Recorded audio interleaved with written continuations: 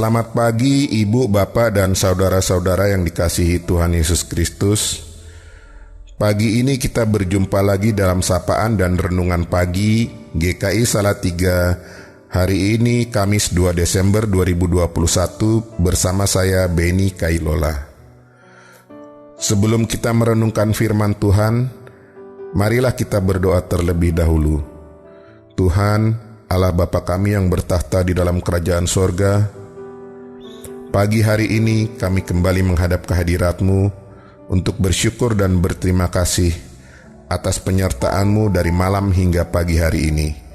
Sehingga pada pagi hari ini kami dapat bangun dalam keadaan sehat, tidak kurang suatu apa. Tuhan, sebelum kami menjalani kehidupan dan kegiatan kami di hari ini, kami rindu untuk mendengar firman-Mu. Bukalah hati dan pikiran kami agar kami mampu memahami firman-Mu serta kehendak-Mu bagi kami. Dalam nama Tuhan Yesus kami naikkan rasa syukur dan doa kami. Amin. Tema renungan pagi ini adalah Diamond Cut Diamond, atau dalam bahasa Indonesianya berlian memotong berlian. Adapun firman Tuhan pada pagi ini diambil dari kitab Amsal 27 ayat 17 yang berbunyi demikian. Besi menajamkan besi, orang menajamkan sesamanya.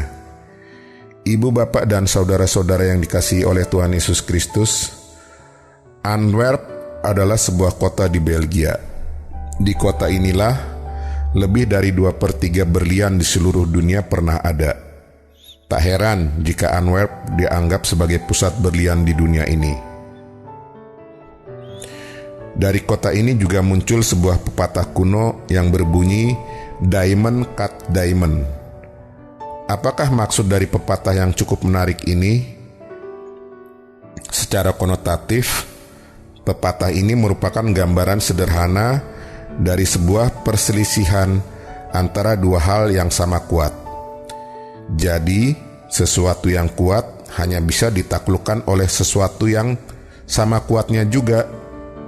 Dalam pengertian harfiahnya, berlian sebagai benda terkeras di bumi hanya bisa dipotong oleh berlian juga.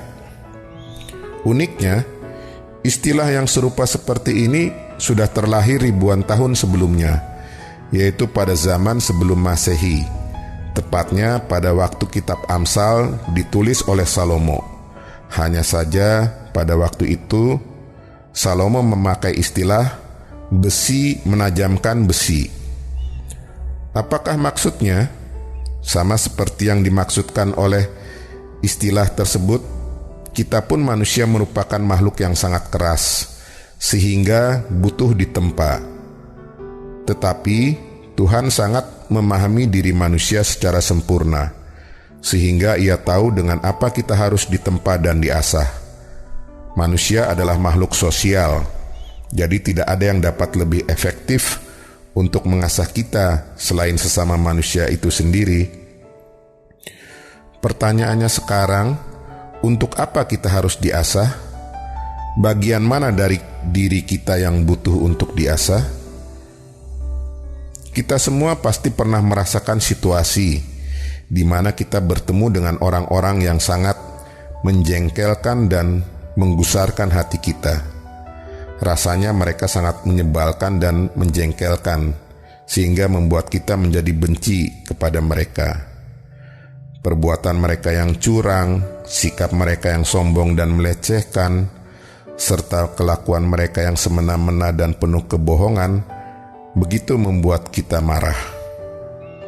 Namun, kita sadar bahwa kita tidak bisa menyerang mereka dengan perkataan kasar ataupun dengan kekuatan fisik, karena hal itu hanya akan memperumit masalah, bahkan dapat menyeret kita ke dalam masalah hukum.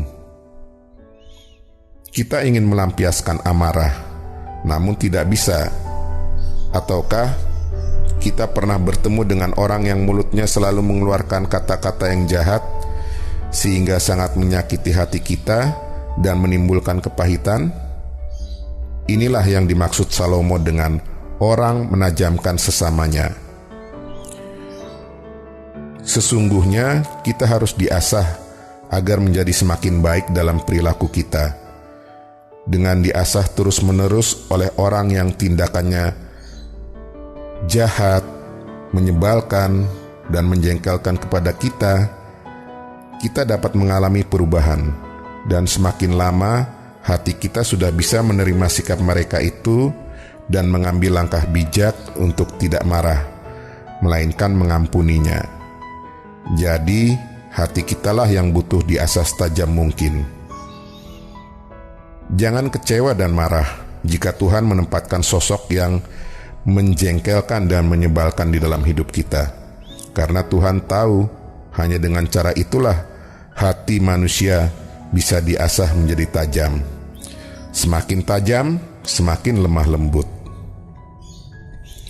Demikian sapaan dan renungan pagi ini. Mari kita berdoa.